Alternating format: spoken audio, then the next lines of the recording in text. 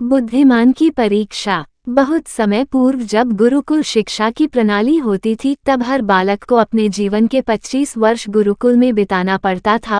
उस समय एक प्रचंड पंडित राधे गुप्त हुआ करते थे जिनका गुरुकुल बहुत प्रसिद्ध था, जहां दूर दूर के राज्य के शिष्य शिक्षा प्राप्त करने आया करते थे।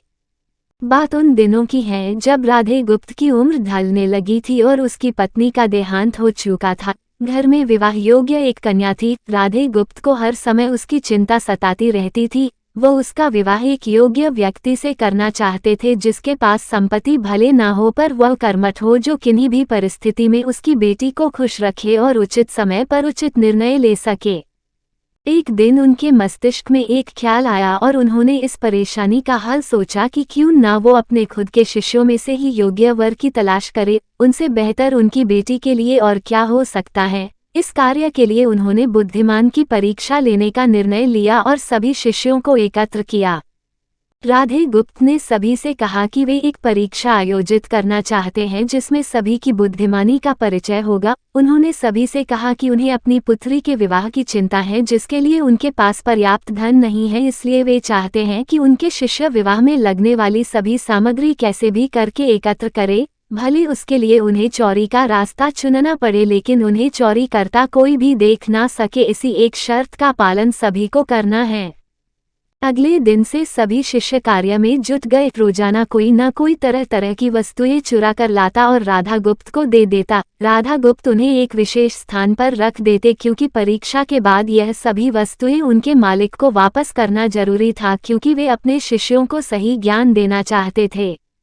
सभी शिष्य अपने अपने दिमाग से कार्य कर रहे थे, लेकिन इनमें से एक चुपचाप गुरुकुल में बैठा हुआ था जिसका नाम रामास्वामी था। वह राधा गुप्त का सबसे करीबी और होनहार छात्र था। उसे ऐसा बैठे देख राधा गुप्त ने इसका कारण पूछा। तब रामास्वामी ने बताया कि आपने परीक्षा की शर्त के रूप में कहा था कि चोरी करते वक्त इसे कोई ना देख सके। इस प्रकार अगर हम अकेले में भी चोरी करते हैं तब भी हमारी अंतरात्मा उसे देख रही है, हम खुद से उसे नहीं छिपा सकते। इसका अर्थ यही है कि चोरी करना व्यर्थ है। उसकी यह बात सुन राधा गुप्त के चेहरे पर खुशी छा जाती है।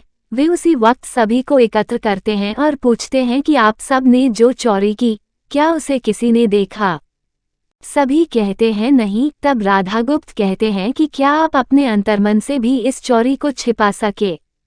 सभी को बात समझ आ जाती है और सबका सिर नीचे झुक जाता है सिवाय रामास्वामी के। राधा गुप्त रामास्वामी को बुद्धिमानी की परीक्षा में अव्वल पाते हैं और सभी के सामने कहते हैं कि यह परीक्षा मेरी पुत्री के लिए उचित वर तलाशने के लिए रखी गई थी। इस प्रकार मैं रामास्वामी का विवाह अपनी पुत्री के साथ तय करता हूँ। सभी खुशी से झूम उठते हैं, साथ ही चुराई हुई हर एक वस्तु को उसके मालिक को सौंप विनम्रता से सभी से क्षमा मांगते हैं।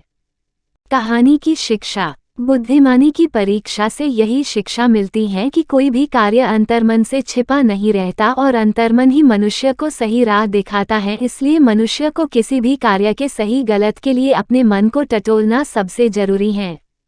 आज मनुष्य ने अंतरात्मा की आवाज सुनना बंद कर दिया है, इसलिए ही वो गलत रास्ते पर जा रहा है। हमारी अंतरात्मा कभी हमें गलत राह नहीं दिखाती।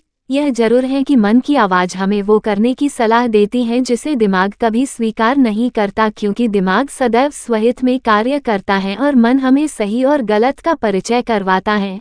यह सही गलत का परिचय ही हमें सदैव बुराई से दूर रखता है। किसी भी कार्य के पहले हमें मन की आवाज जरूर सुनना चाहिए। इस परीक्षा के जरिए राधा गुप्त ने अपनी पुत्री के लिए एक उचित वर भी तलाश लिया और शिष्यों को जीवन का अमूल्य ज्ञान दिया। आज के वक्त में कोई भी शिक्षक एवं शिक्षण पद्धति मनुष्य को धन कमाने तक का ही ज्ञान देते हैं।